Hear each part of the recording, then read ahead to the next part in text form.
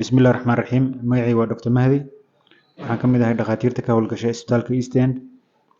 Maalin dhaweyd waxaan ka soo hadlay xanuunada ama cilladaha ku dhaco neerfaha.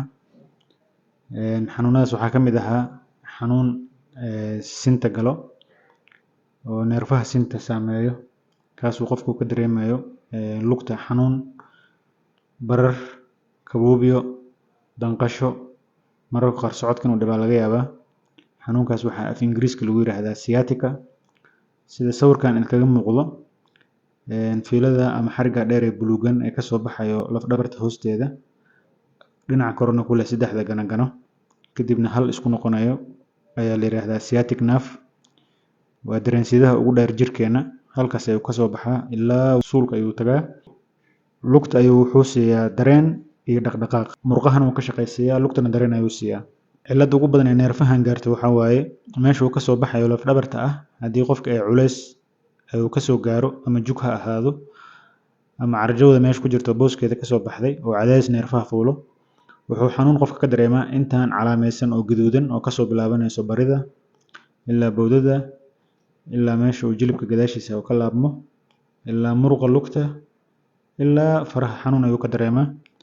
Xanuunkaasna wuxuu u dareemayaa qaab sida mararka qaar in shock ama electric shock ama maase camal oo kor kasoo bilaabanayso ilaa lugta meesha ugu hoose tegayso.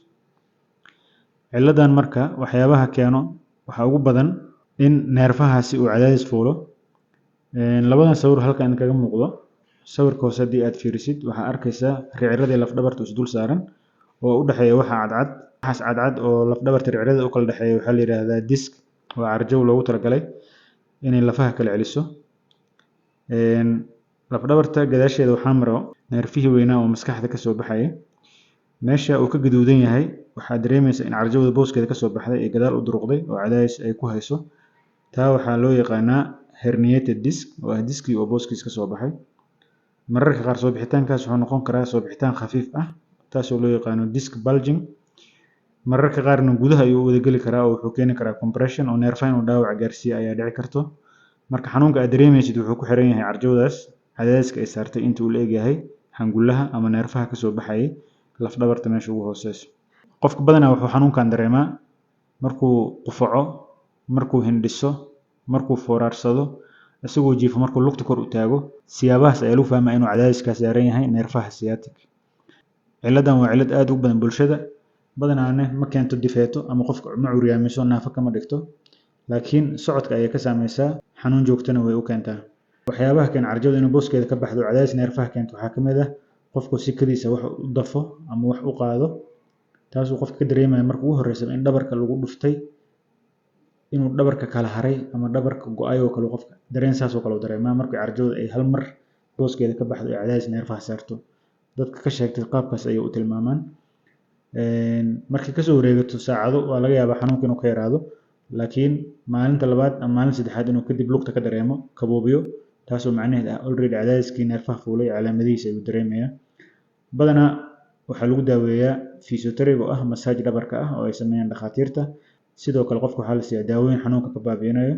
Mararka qaar waxaa dhici karta muruqa inuu soo rooro oo muscle spasm wax la yiraahdo inuu dhaco oo qofka la siiyo daawooyin murqaha dibcinayo. Sidoo kale qofka waxaa la siiyaa daawooyin neerfaha ka hortagaya inuu dhibaato joogto ay gaaraan, sida kabuubyada oo kale, inay wax ku durayaan oo kale, inay wax kugu soo socdaan oo kale, inay muruqu dubaxinayo oo kale, inuu muruqa qayb ka mid ah dareenku ka maqan yahay oo kale. Daawooyin neerfaha oo caawiyo oo ka hortag ahaan loo siiyo ama lagu daaweeyo ayaa jiro oo loo qaato xanuunkan. Sidoo kale waxaa qofka lagula taliyaa inuu iska ilaaliyo inuu si kaliis u fooraarsado, inuu wax culus u qaado intuu xanuunka uu ka reesanayo. Hadduu qofku uu sameyn jiray jimicsi oo kale, jimicsiga inuu joojiyo, talooyin noocaas ayaa la siiyaa. Hadduu isbeddel uu dareemi waayo qofka intaas marka la sameeyo kadib, waxaa laga yaabaa inuu u baahdo qalliin in lagu sameeyo si culayska looga qaado neerfaha oo carjawda meesha looga saaro. Halkaas ayaa kusoo gabagabeynayna cashirkeena maanta. Wixii su'aalo aad qabtid fadlan qaybta comments-ka kusoo qor si aan kaaga jawaabno. Waana mahadsantihiin.